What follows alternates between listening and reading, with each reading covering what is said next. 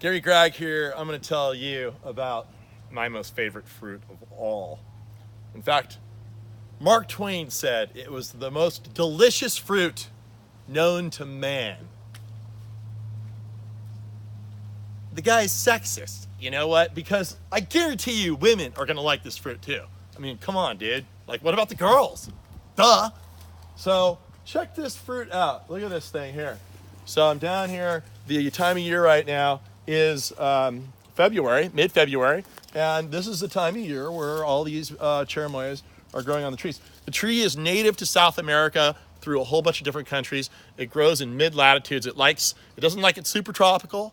It doesn't like it really, really cold. So that's why it does well in the Bay Area and coastal San Diego, all through Southern California. Anywhere where this tree will stay above 25 degrees. That's really a key temperature for a lot of subtropical plants, and this is one of them. The cherimoya has this beautiful leaf. I think it's one of the most beautiful leaves of any tree there is. It's so pretty in the way they're arranged. They're oblong, and they come out in splays. The tree is relatively drought tolerant, once it gets established like any other tree. It needs a little bit of water to get it going. But it's going to be a little tougher to grow in inland hot climates like Sacramento, but perfectly good in the Berkeley Hills, all around the bay. You should definitely grow this plant. Now, this plant down here in San Diego, these trees are more or less self-fruiting, but you can really maximize the fruit production if you do a very simple thing. The little flowers will open up in the morning as female flowers. In the afternoon, they convert to male flowers. What's the problem? Well, the problem is that when they're female, they're receptive to pollen. But there's no pollen in the flower until the afternoon. By that time, they're not females anymore. They're hermaphroditic, meaning they change their sex, which is kind of popular in the Bay Area. We won't get into that. But yeah, they're hermaphroditic, okay? And so that's how they roll. That's their style. So what do you have to do when a female flowers in the morning and then converts to a male in the afternoon if you want to make a fruit? Well, simply, you go in there with a little brush in the afternoon and you find the pollen, you shake it out onto something you can see it on, like a little black piece of plastic. Then you go in the next morning, put it in your refrigerator so it stays nice and fresh. Go in the next morning, put it on the female flower. You got to go inside the flower. There's a lot of videos on YouTube on how to do that. There's no flowers here. This is all finished flowering. We've got fruit in the tree now, so we won't go over that. But you basically just take that pollen, put it in there, and then you'll get all kinds of fruit production. If you don't do that, you'll still get some production, just not nearly as much. Now, let me show you if you get a real good close-up of this fruit. Now, you'll see that the fruit looks a lot like a hand grenade. It's got these beautiful dimples all over it that make it really, really beautiful. This is a smaller fruit. It's not quite mature yet. Now, I can't quite reach it, but there's a big boy right up there. Look at this beautiful piece of fruit right here. That fruit right there is probably about 6 inches long and about 4 inches wide, and it's a big fatty. Now there's another one hanging right there, you can see, and it's a little smaller. But these trees are just gorgeous. They're gorgeous to use in your landscape because of their beautiful foliage. They'll actually lose their foliage toward the middle of spring, and then they're only deciduous very briefly. Then they'll flush out again and look great. And it's also really beneficial for these trees to cut them back to promote more fruiting. They tend to fruit a lot on new shoots. These things will grow 3-4 feet a year of shoots. And to keep the tree vigorous and young and really producing, you want to cut it back quite a bit.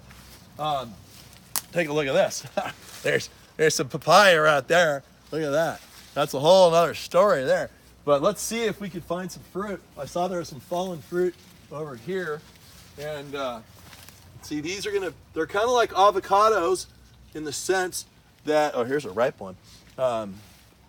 And they're kind of like avocados in the sense that they come out really hard to begin with, and then they soften up.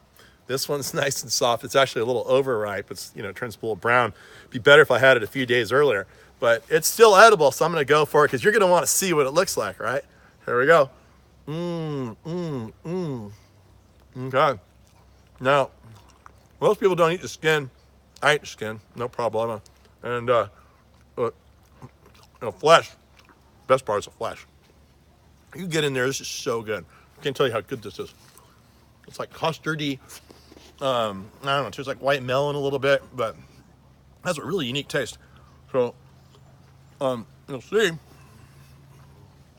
it has these beautiful black seeds. You gotta get all the flesh off so you can see it. Here's the black seed that it has. It's a really beautiful seed. I think it'd be a beautiful necklace. These things will germinate very easily, and eventually you'll get a tree that has some decent fruit on it. And but the best thing to do is buy a grafted variety, because it's going to take a seedling years to fruit. Then you won't know what you really get. You might get a little dinky fruit. You might not get any fruit at all. But if you get a grafted variety, you're going to get a really good one like this. I think this is a Booth Cherimoya. Now, the other interesting thing about these trees is that apparently they say these leaves have all this medicinal quality to them, and you can take these leaves off and boil them into a tea and even eat the leaves, and they supposedly have all these antioxidants for cancer, prevention of cancer. It's supposed to be really good for your heart. I mean, go on the internet, there's like some funky videos that basically claim this tree can make you stronger. I don't know if I'll turn into Superman after I eat these leaves, but I already feel like Superman, so I can't really improve upon that category. But anyway, you can look into the medicinal qualities. I can't guarantee you that you're going to live forever if you eat this thing, but there are a lot of people who think so. And that's pretty much it. So come on down and buy a cherimoya from us.